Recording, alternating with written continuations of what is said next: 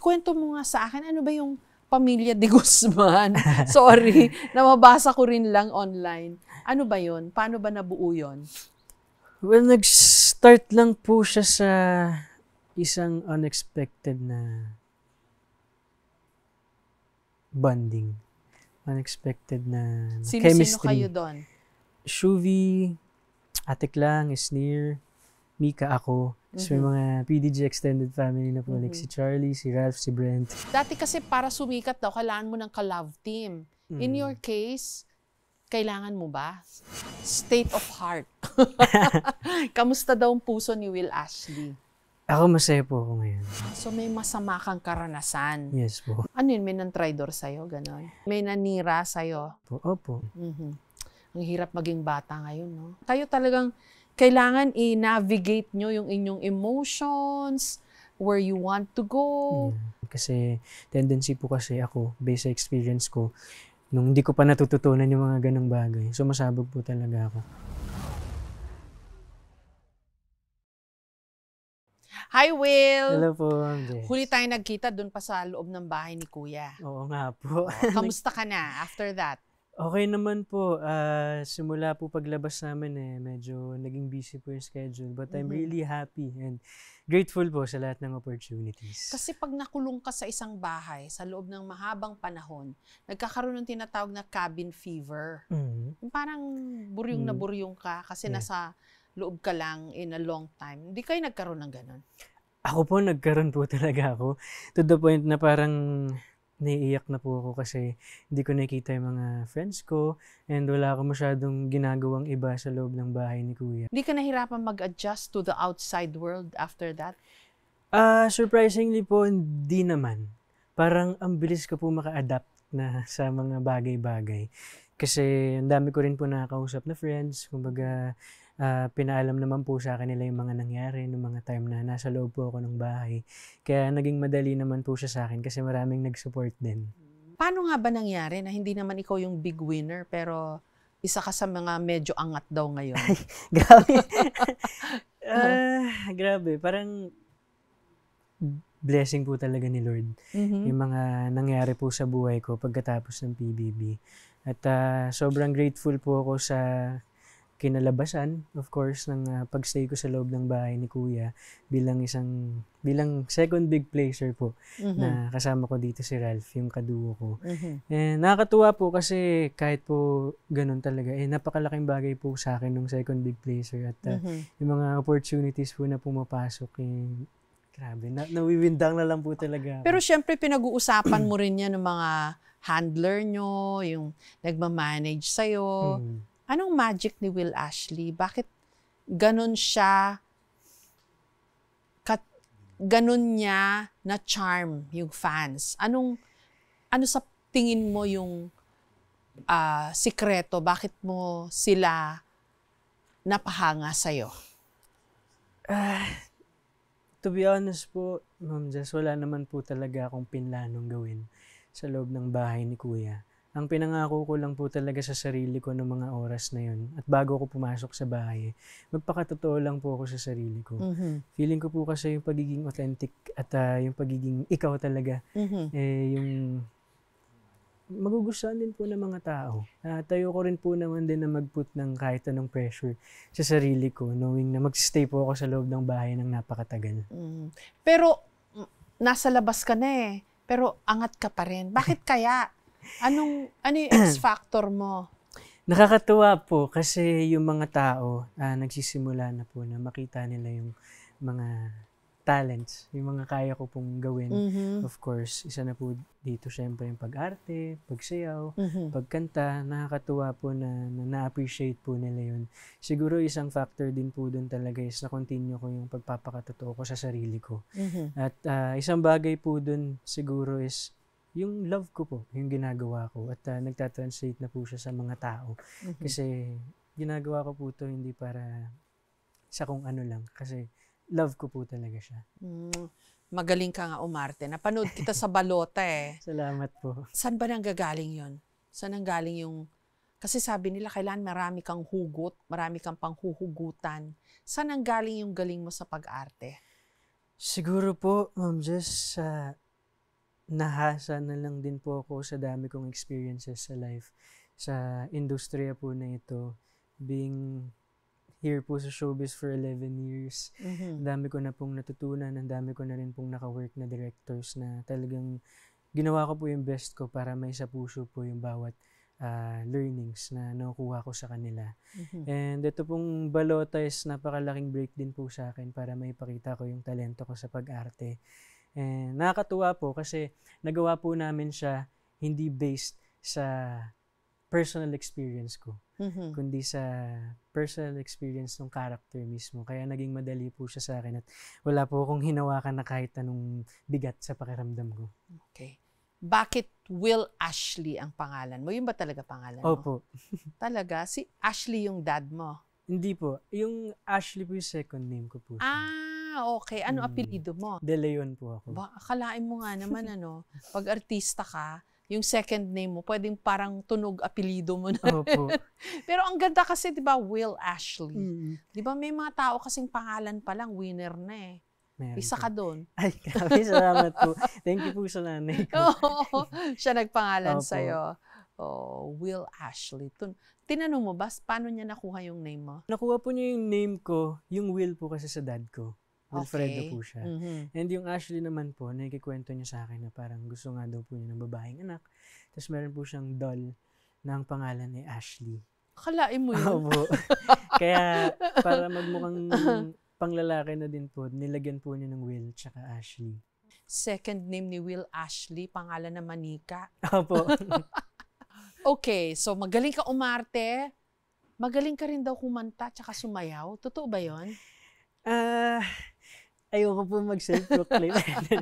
Pero, humble siya. Pero nakakatuwa po na na-appreciate po ng mga tao kasi ang tagal ko rin naman po talagang winner sa sarili ko na mahasa po yung mga ganong talents ko. Kaya now na nakita po talaga nila yun, mas lalo po akong ginaganahan na gawin pa talaga yung best ko. Saan nanggaling yung mga talent na yon? Nag-start po kasi ako mag-workshop. Hindi lang po acting. Meron pong dance, meron din pong singing. Tapos sumali rin po ako sa isang modeling agency na dun po nakakasayaw ako, nakakanta ako.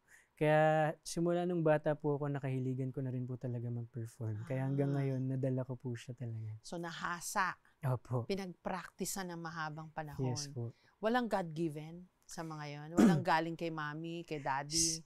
Si Mommy po, kumakanta po siya talaga. At maganda po yung boses ni Mommy.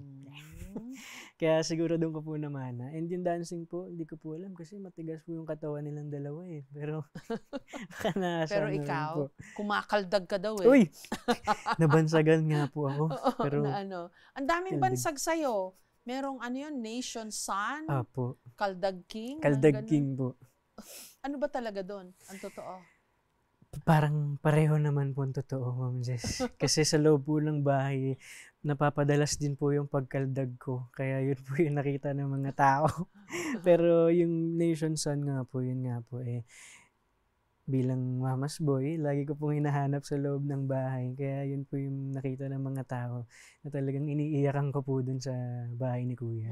Alala ko nga nung kinausap kita dun nabanggit mo nga rin sa akin Opo. na mama's boy ka. Yes po. Hindi ka nahihiyang aminin yun? Hindi po. Kasi para sa akin, parang wala naman pong rason para ikahiya ko yun. Knowing na si Mami po yung kasama ko simula nung nag-start talaga ako sa industry. And proud po akong sabihin yun kasi grabe rin naman po yung support ang ibinigay niya sa akin at yung kasi pagmamahal. Sa mga barkadahan ng mga boys, alam ko pag sinabing, mama's boy yun Ibig sabihin, iyakin, utu-utu sa nanay, parang minus pogi points yun Pero ikaw, hindi naman po. With pride. Yes. Feeling ko naman po kasi may kanya-kanya naman pong definition ng mama's boy. And para sa akin, yung pagiging mama's boy ko is yun nga po, kinaka-proud ko kasi napakaraming napagdaanan namin ng nanay ko sa buong buhay ko po na talagang proud po akong i-share. Sige nga, kwento mo. Paano kayo ka-bonded ng mami mo, Will? Well, lumaki po kasi ako na yung mom ko na lang po yung kasama ko. 6 years ko lang po nakasama yung dad ko Kaya ever since nawala po yung daddy ko, dito po sa mundo. Yung mami ko na po talaga yung nagtaguyod sa akin, nag-alaga sa akin, lahat po talaga. Like, siya yung naging tatay ko, siya yung naging nanay ko, kapatid ko, kaibigan ko.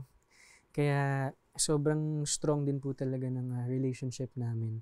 Kasi si mami po kasi nag-stop na po siya mag-work to support me sa gusto ko pong gawin, which is itong showbiz. Yung pag-arte po, pag-perform.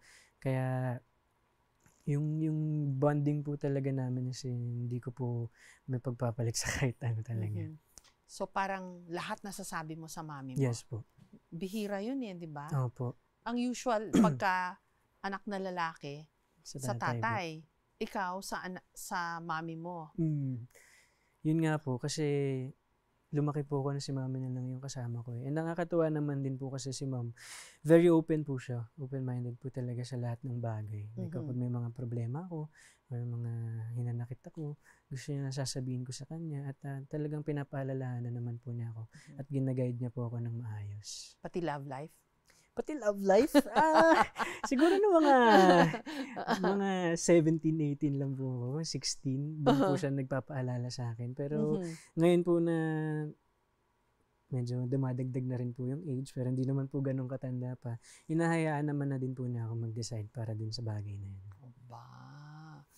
Kasi yung mga nakakausap ko na child star dati, Opo. laging ang sinasabi nila, feeling nila, hindi sila nagdaan sa pagiging bata. They were deprived of a childhood. In your case, kasi nag-start ka, maliit ka palang bata. Opo. Actually, first ko po is Villa Quintana. Oo. Ilang taon ka nun? 11, 12, mga ganun po. Okay. So, in your case, paano ka ba naging child star? Nagsimula lang po ito sa isang inspiration. Na-inspire po ako sa pinapanood kong teleserye sa GMA na nandun po si Kuya Alden. So si Alden ang idol mo? Si Kuya Alden po talaga yung idol ko before pa. Tapos? At sabi ko po sa sarili ko that time na parang natutuwa po akong panoorin. Natutuwa ako, parang na-inspire ako. Kaya sabi ko, bakit hindi ko siya i-try? Feeling ko magiging happy ako. Ano lang po ako nito, siguro 10 or 11. Mga ganun po. At doon po nag-start yun na nag-workshop po ako. Nag-start ako sa commercial. Hanggang sa nagkaroon po ng audition dito sa GMA for Villa Quintana. At natanggap po ako dun sa project na yun. At thank God, nagtuloy-tuloy po yung mga projects. At totoo nga po yung sinabi ko na magugustuhan ko. At ngayon po, minahal ko na talaga itong craft na ito. Pero wala kang resentment na, sayang, sana mas mahaba yung naging kabataan ko kung hindi ako nagtrabaho.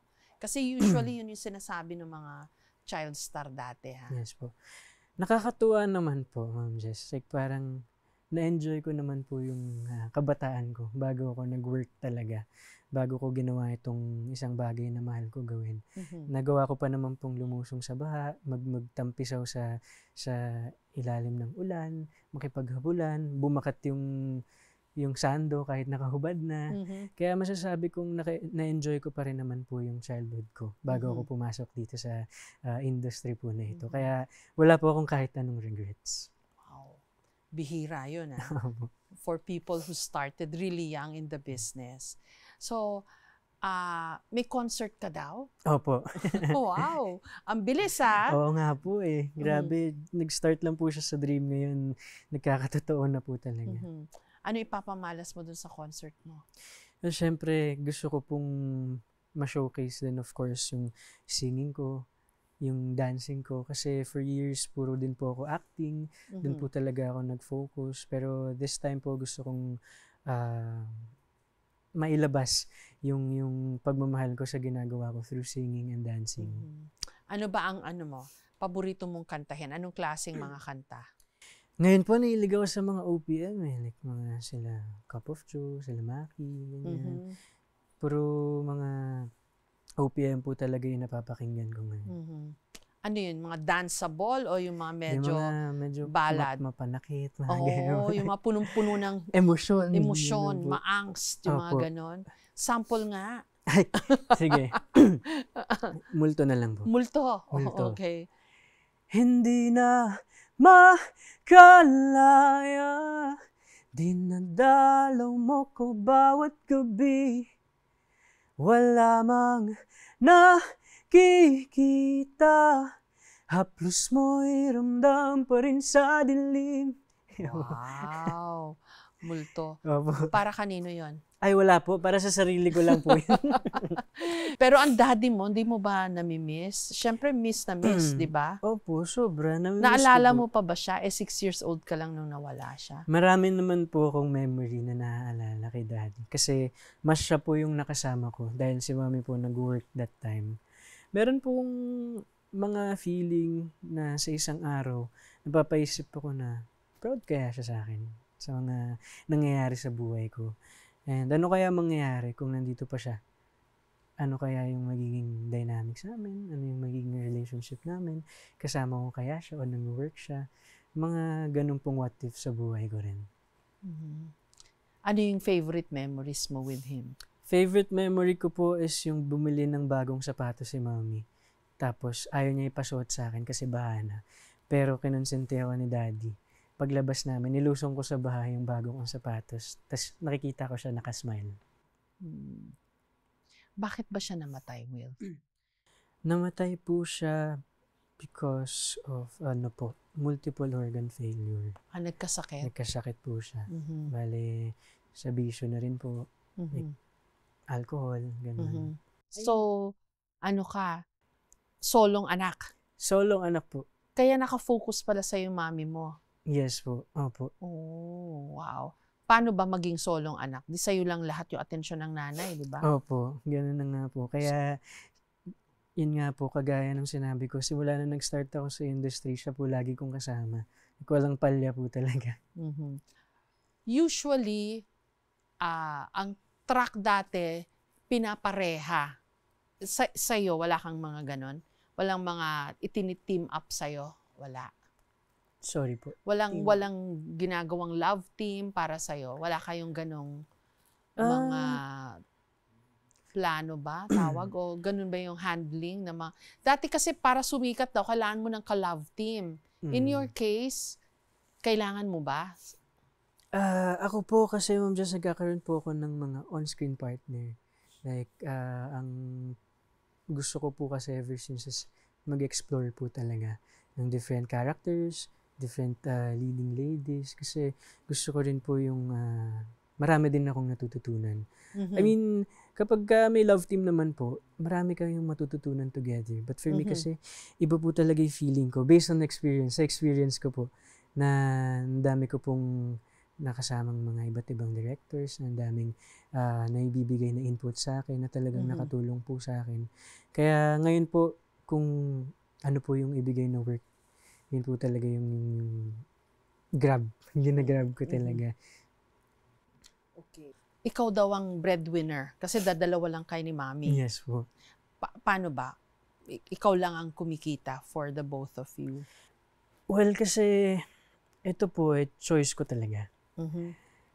Before, nung bata po ako, gusto mag-abroad ni Mami.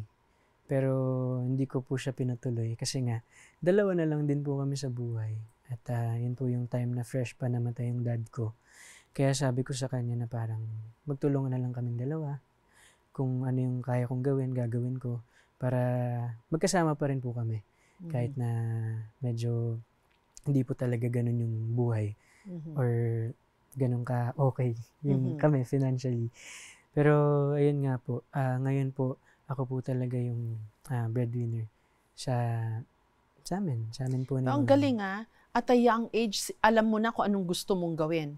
Parang gusto ko maging artista para dun kayo magiging stable ng mami mo.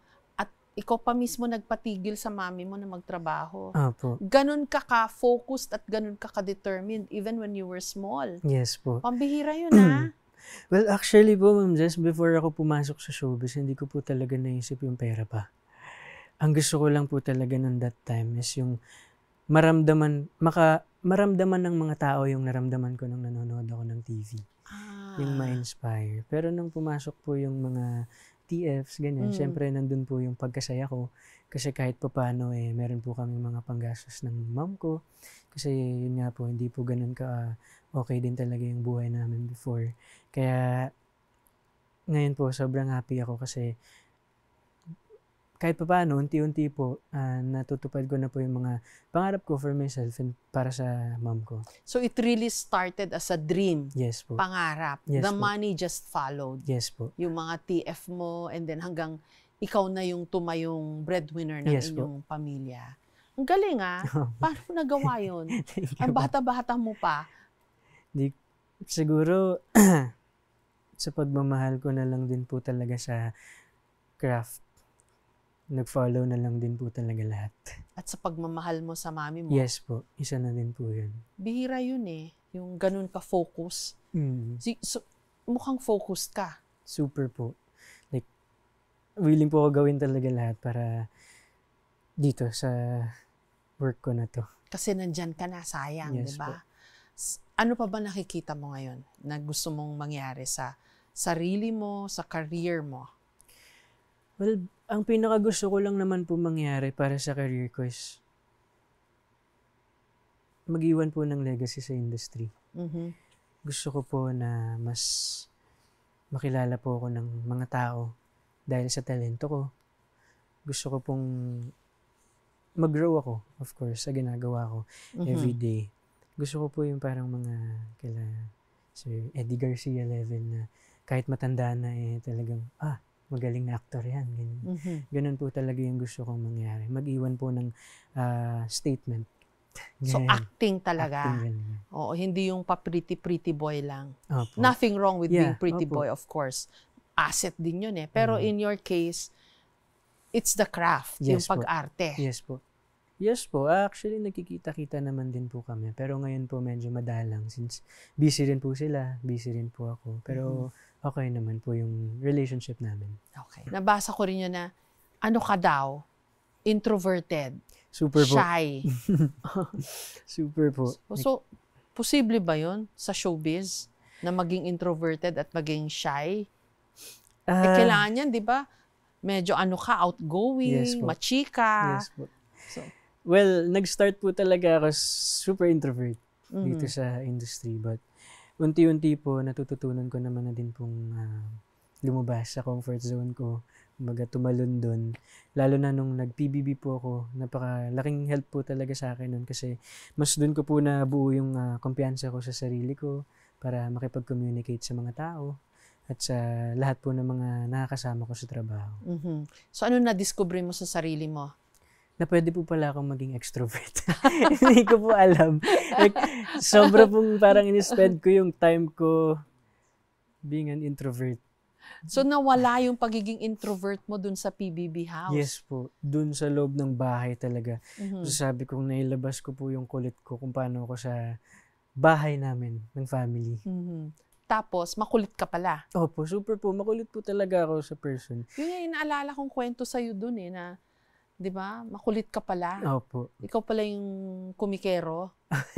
Opo. Di ba? Minsan po talagang joke time na po kami dun sa loob ng bahay. Sasabayan ko na sila sa mga trip nila po. So, would you say you like yourself better now? Yes po. Kasi mas nahanap ko po yung sarili ko Mas naging confident po ako sa sarili ko. Saan kaya nanggaling yun? Ano sinabi mo sa sarili mo? Siguro kinailangan ko lang din po magkaroon ng detox from the outside world. Sa ingay ng mundo. Sa distraction, sa cellphone, ganyan. Feeling ko isang bagay po yun na nag-stop sa akin para lumabas sa comfort zone ko. Kasi dun po sa loob ng bahay, hindi po lahat makukuha namin. Hindi lahat ng gusto ko makukuha ko. Kaya yun po yung bagay na natutunan ko, yung maging mapasensya, maging understanding. And feeling ko po dun po talaga nag-follow lahat na mabuo ko yung sarili ko. Na, ganito pala ako. Kaya ko palang maging ganito. Kaya ko palang makipagsabayan sa ganito. Kaya ko palang gawin to. Kaya habang nandun po kami sa loob ng bahay, unti-unti po nabubuo yung confidence ko talaga. So ngayon, extrovert ka na pala? I can say somehow po, pero may times na bumabalik pa rin po talaga yung pagiging introvert ko, lalo na sa mga maraming tao talaga. Like, pero mas na-manage ko naman po siya. Mas na-handle ko po siya ng maayos. Okay. Magaling ka na makisama. Masasabi ko po ngayon. Wow. Okay. Achievement yun. Yes. Achievement unlocked, di ba? Yes po. Pero Will, nung introverted ka pa talaga, bakit? Saan naman ang galing yun? Yung hindi ka nag-open up nung una. Ano ba yan? Mahiyain ka o choice mo na just to keep to yourself? Siguro po kasi lumaki po ako sa isang family na very quiet lang talaga. Like very humble, like super whatever happens po. But of course, nandun pa rin yung passion sa ginagawa. And growing up po kasi, ako naging mahirap po sa akin yun na mag-open up sa mga tao.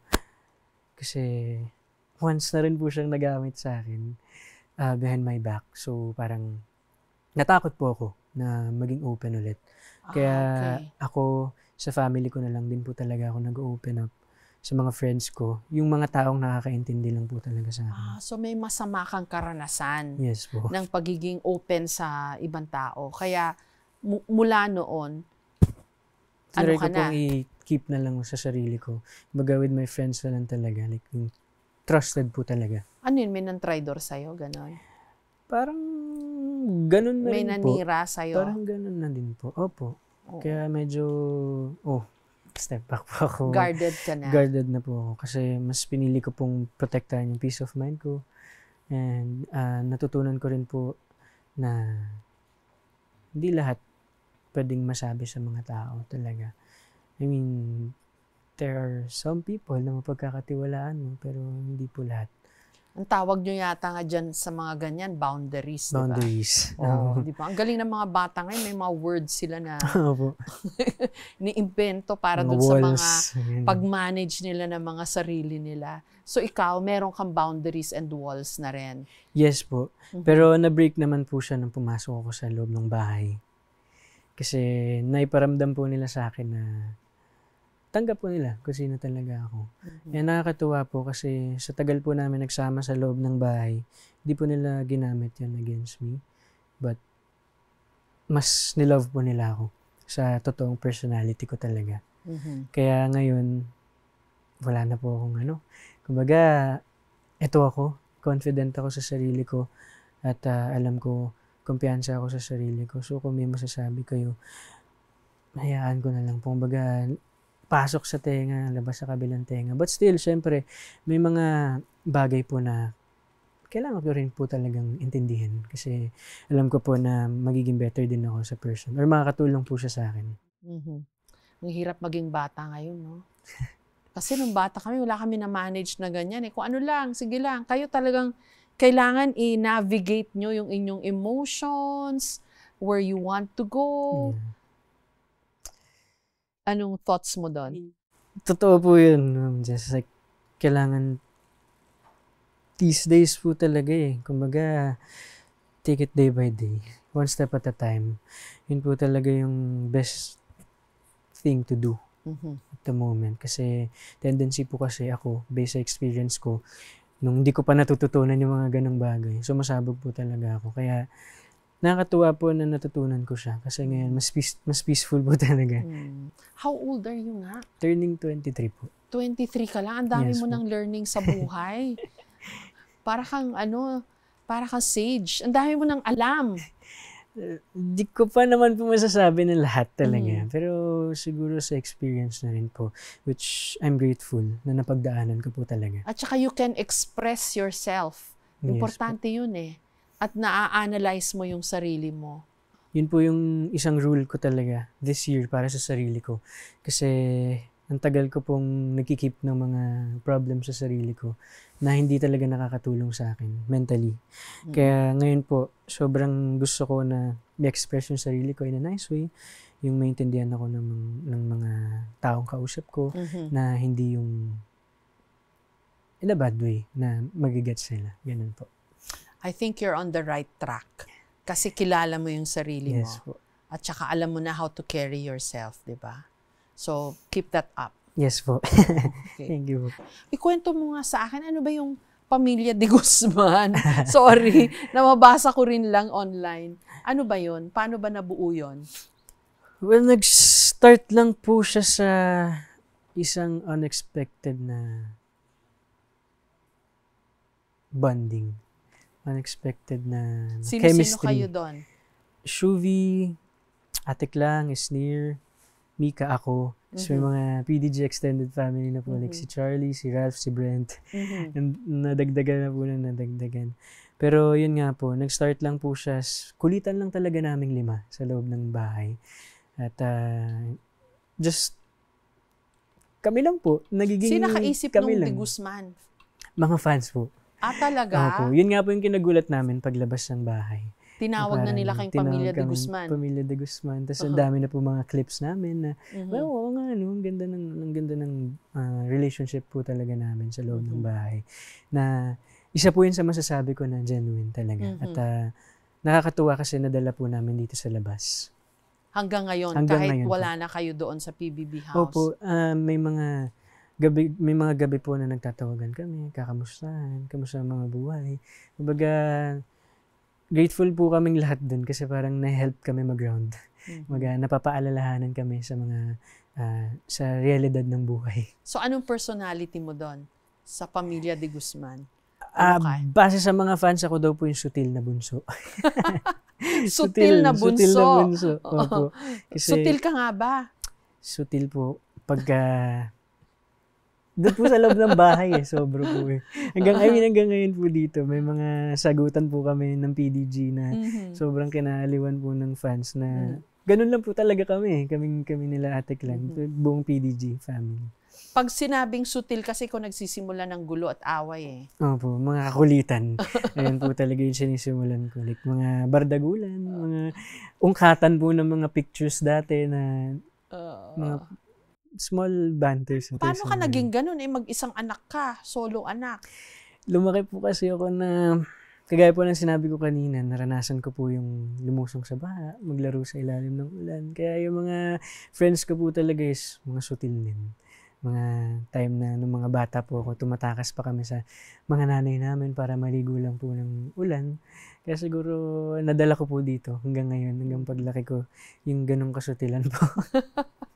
Ayun nga, isa sa mahirap sa generation nyo yung prevalence ng cyberbullying, bashing, 'di ba? Mga hating sa inyo. Paano mo nahahandle 'yon? Siguro po sa experience na rin po through the years na dumaan. Nasanay na lang din po talaga ako sa mga tao na may masasabi at masasabi. Kumbaga, nagsistick po ako sa words ko na you can't please everyone. You can't please anyone. Di po talaga mapiplease mo lahat ng tao. May kanya-kanya po silang perspective sa buhay. Pero, ang pinaka-rule ko po talaga sa sarili ko is, as long as ginagawa ko lang yung best ko, as long as wala akong tinatapakang ibang tao, continue lang po talaga ako. Kasi ako, very mindful naman din po ako. And ayoko rin naman po yung meron ako nakakaaway. Kaya yung mga ganyang bashing po para sa akin, same po eh. Pasok dito, labas sa kabilang tenga. Pero, again, some naman po is parang constructive criticism din naman talaga na somehow makakatulong din sa'yo. Pero yun nga po, meron din naman mga basher talaga na mema na lang. Ganyan. Kaya parang nahimay ko naman na din po yung mga dapat at saka sa hindi dapat pakinggan. State of heart. Kamusta daw ang puso ni Will Ashley? Ako masaya po ako ngayon. Lalo sa mga opportunities na dumarating. And lahat po ng pagmamahal at support ang binibigay ng mga tao sa akin. Kasi kagaya po ng parati kong sinasabi, ang tagal ko pong pinagdasal itong moment na to eh. Kaya ngayon po na nandito ako, talagang ginagrab ko lang po talaga ng opportunities habang pinapahalagaan ko po yung mga trabaho at yung mga taong nasa paligid ko. And my family, of course, kasi grabe din po yung support nila eh. Talagang all out. Kaya happy po yung heart ko. On screen, wala kang ka-love team. Off screen, Ay, focus po muna ako sa work ngayon.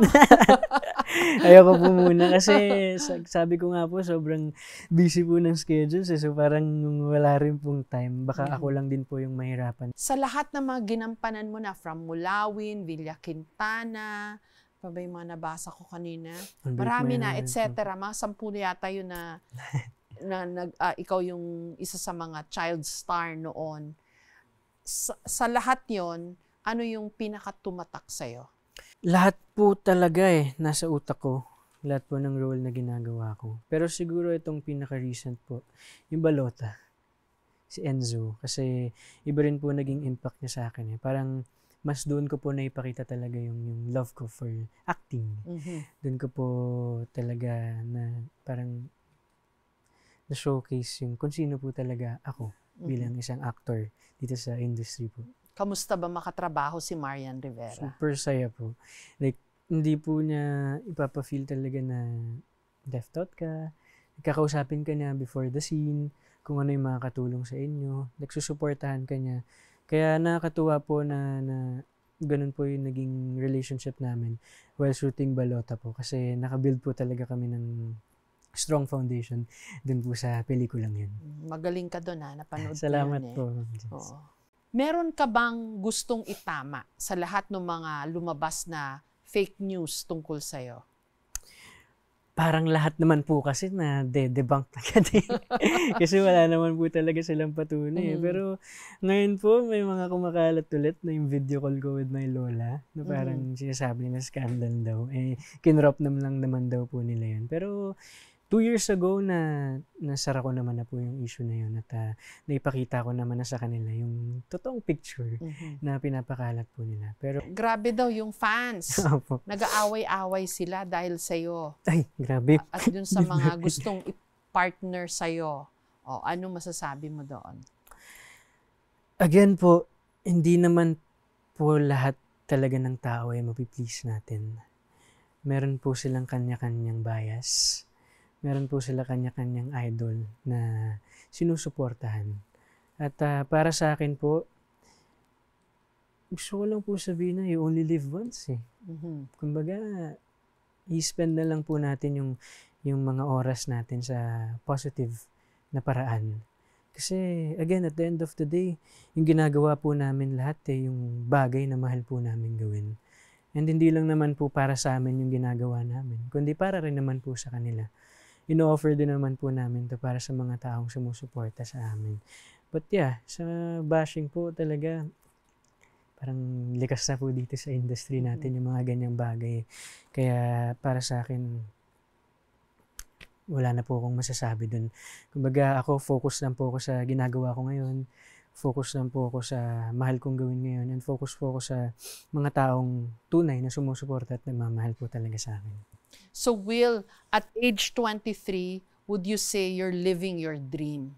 Kasi lahat ito nagsimula nung nangarap ka, nakita mo si Alden, sabi mo, gusto ko maging katulad niya. And then everything else followed. Ang masasabi ko lang po, kasi dati hindi ko pa po magamit yung sabing malayo na pero malayo pa. Pero siguro masasabi ko na po siya ngayon na malayo na pero malayo pa po. And I'm happy and sobrang grateful po ako sa lahat ng blessings na dumating po sa buhay ko. Sa palagay mo, bakit ka swinerte? Well, just siguro kasi ang tagal ko rin naman po siyang pinagtrabahuan. Like, iyak, pawis, lahat ng efforts talaga, commute, kasama yung mom ko. Siksikan sa ganitong place, auditions and all. Kumbaga, napagdaanan ko naman na po lahat ng bagay, I can say, bago po ako nakarating talaga kung nasan man po ako ngayon. Kaya siguro, it's really the experience po. Naranasan mo makipagsiksikan? Sa tren, sa jeep, mausukan, lahat po talaga. Lahat po talaga ng bagay na naranasan ko po. Humabol sa bus kasi umaandar siya para makasakay kami. Pagkasya yun yung 150 pesos para sa pagkain namin ng mom ko. Kasama na din yung transpo namin pabalik ng Cavite. Kaya siguro, yun po. Experience po talaga. And all because meron kang pinangarap na po. gusto mong matupad. Yes po. It's really about the passion po. Kwento mo nga yun sa mga bata ngayon, sa mga ka-generation mo, na kung gaano ka-importante magkaroon ng pangarap. Kasi marami sa kanila, mga, di ba, parang hindi pa nila alam kung anong gusto nila. Yeah. Anong gusto mo ipayo sa kanila? Siguro, start ko po dun sa sinabi nyo na hindi pa nila alam yung gusto nila. I mean, it's normal na maramdaman nyo yung ganong bagay. I mean, lahat naman ng tao darating at darating sa punto na kikwestiyonin natin yung sarili natin kung ano ba talaga yung purpose natin sa buhay. Pero, continue doing what you love. Continue exploring. Explore lang ng explore hanggang sa mahanap mo yung bagay na para sa'yo.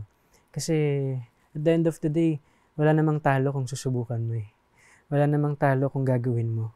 Siguro matatalo ka kung matatakot ka. Kaya siguro ang masasabi ko lang, huwag kang matakot gawin yung isang bagay kahit na mag-fail ka. Kasi at the end of the day, panalo ka pa rin kasi may natutunan ka.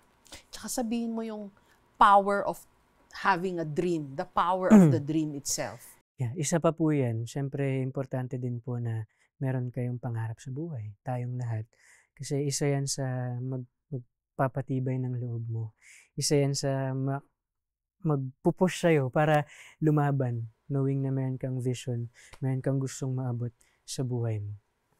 Keep fighting. Yun po talaga. Magbe-birthday ka na raw. Ako po. Anong pangarap mo pa? Ngayon na magto-23 ka. Anong gusto mo pang ma-achieve? Ang di ko pa po na-achieve ngayon, syempre, yung bahay. For my parents, for my mom. And syempre, gusto ko pong mas makilala, yun po talaga eh. Yung dream ko po is mas makilala po ako bilang si Will Ashley dahil sa talents.